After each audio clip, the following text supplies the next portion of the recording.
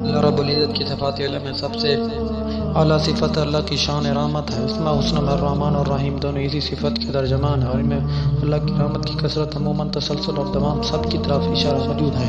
قرآن مجید میں سینکڑوں مقامات پر اللہ نے اپنی رحمت صفت کا ذکر کیا ہے اور حوالہ دیا ہے۔ تمام قرآن صورتوں کے آغاز میں جو تلاوت کی جاتی ہے اور تمام اہم کاموں کا آغاز جن مبارک کلمات سے کیے جانے کا حکم ہے وہ بسم اللہ الرحمن الرحیم ہے، جس میں اللہ کے رحمان اور رحیم ہونے کی صراحت ہے۔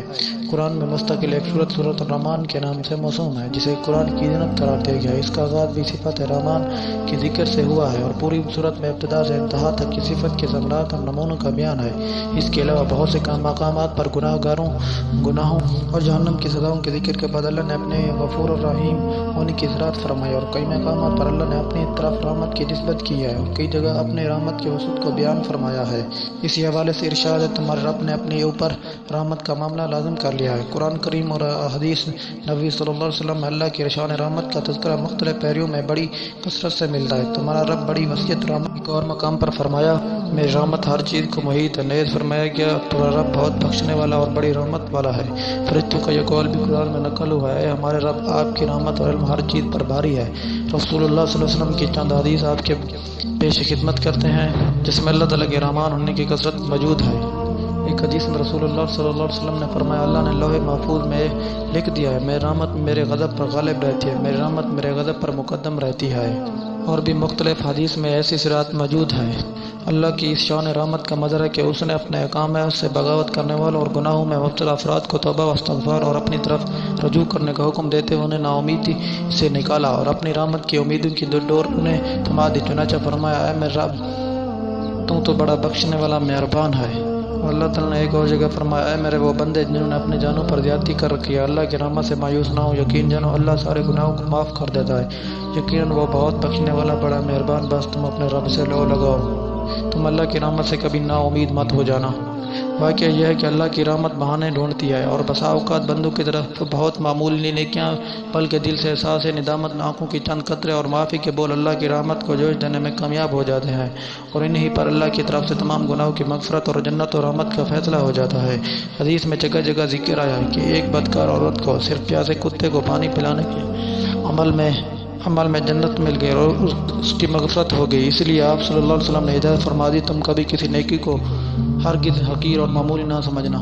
کسی نیکی کو معمولی سمجھنا، اسے چھوڑ دینا بے حد خطرناک بات ہے۔ بہت ممکن ہے کہ اس نیکی کی وجہ سے اللہ کی رحمت متوجہ ہو جائے اور بیڑا پار ہو جائے۔ نیکیوں کو معمولی قرار دے کر اسے چھوڑنے کا خیال ڈالنا شیطان کے مکارانہ تدبیر ہے، اس دام سے پھنسنا۔ اب آپ کے ایک محدث کا واقعہ سناتے ہیں۔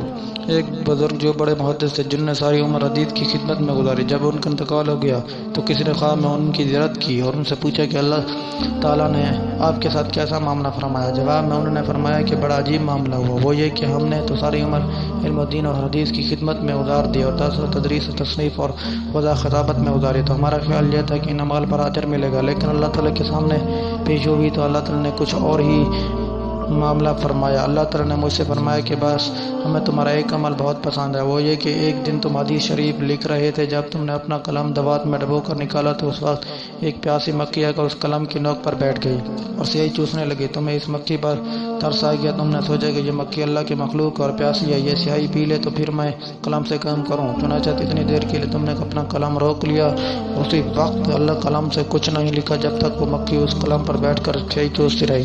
یہ عمل تم نے خالص میری رضامندی کی خاطر کیا، اس لیے اس عمل کی بدولت ہم نے تمہاری مغفرت فرما دی اور جنت الفردوس میں مقام عطا کر دیا۔ دیکھیے، ہم تو یہ سوچ کر بیٹھے ہیں کہ وضع کرنا، فتویٰ دینا، تہجد پڑھنا، تصنیف کرنا وغیرہ یہ بڑے بڑے اعمال ہیں، لیکن وہاں ایک پیاسی مکھی کو سیاہی پلانے کا عمل قبول کیا جا رہا ہے اور دوسرے بڑے اعمال کا کوئی تذکرہ نہیں۔ حالانکہ اگر غور کیا جائے تو جتنی دیر قلم روک کر رکھا، اگر اس وقت قلم نہ روکتے تو حدیث شریفی کا کوئی لفظ لکھا۔ حدیث شریف میں ایک اور واقعہ بیان ہوا ہے، ایک تاجر اللہ کے دربار میں حاضر ہو گیا، اس کے عمل نامے میں نیکیاں بالکل نہیں ہوں گی، مگر اس کے پاس ایک خاص عمل ہوگا کہ وہ کاروبار میں دوسروں کے لیے آسانیاں فراہم کرتا رہا، دوسروں کو قرض دیتا رہا، پھر تنگ دستوں کا قرض معاف کرتا رہا اور خوشحال لوگوں کے لیے بھی نرمی کا معاملہ کرتا رہا۔ جب اللہ کے سامنے اس کے عمل کا ذکر ہوگا تو اللہ کی رحمت جوش میں آئے گی اور اللہ اس کی مغفرت فرما دے گا۔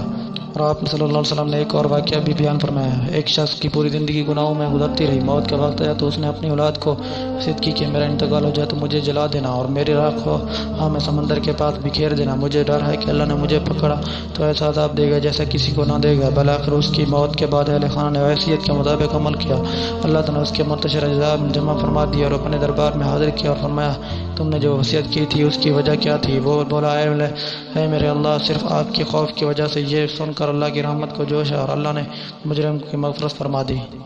حدیث شریف میں آتا ہے کہ اللہ تعالیٰ قیامت کے دن دو بندوں کو بلائے گا اور ان سے فرمائے گا کہ تم نے دنیا میں بے شمار گناہ کیے، اب تمہارا ٹھکانہ جہنم میں جاؤ، جہنم میں جاؤ۔ اس حکم سن کر ان میں سے ایک بہت تیز سے جہنم کی طرف چل پڑے گا، دوسرا دھیرے دھیرے چلے گا اور بار بار مڑ کر اللہ کو دیکھے گا۔ اللہ تعالیٰ ان دونوں کو واپس بلائے گا اور پہلے سے سوال کرے گا میں نے تمہیں جہنم میں جانے کے لیے کہا، تم تیزی سے چل پڑے، اس کی کیا وجہ؟ وہ بولے گا یا اللہ، میں نے دنیا میں ہر حکم توڑا، اب آپ نے یہ آخری حکم دیا تو میں نے سوچا کہ اب یہ حکم نہیں توڑوں گا، اس لیے تیزی سے چل پڑا۔ اللہ رب العزت دوسرے سے فرمائے گا تم بار بار پیچھے مڑ کر کیوں دیکھ رہے تھے؟ وہ عرض کرے گا آپ کی رحمت کی امید ہے۔ میں بس یہ سن کر اللہ تعالیٰ دونوں میں سے دونوں ایک کو نہیں بلکہ دونوں کو جنت کا فیصلہ سنا دے گا اور ان کو بخش دے گا۔ امام راضی لکھتے ایک دفعہ حضرت عیسیٰ علیہ السلام کا ایک قبر سے گزر ہوا، آپ نے دیکھا عذاب کے فرشتے میت کو عذاب دے رہے ہیں، آپ آگے چلے گئے۔ اپنے کام سے فارغ ہو کر جب آپ دوبارہ یہاں سے گزرے تو اس قبر پر رحمت کے فرشتے دیکھے جن کے ساتھ نور کے طبق آپ کو اس رحمت پر تجب ہوا۔ آپ نے نماز پڑھی اور اللہ تعالیٰ سے دعا مانگی، اللہ تعالیٰ نے وہی بھیجی، ایسا یہ بندہ گناہگار تھا اور جب سے مرا تھا عذاب میں گرفتار تھا، یہ مرتے وقت اپنی بیوی چھوڑ کر گیا تھا، اس عورت نے فرزند جنا اور اس کی پرورش کی یہاں تک کہ وہ بڑا ہوا۔ اس کے بعد اس عورت نے اس فرزند کو مکتب میں بھیجا، استاد نے اسے بسم اللہ الرحمن الرحیم پڑھائی، بس مجھے اپنے بندے سے حیا آئی کہ میں اسے آپ کا عذاب دوں زمین کے اندر اور اس کا فرزند میرا نام لیتا ہے زمین کے اوپر۔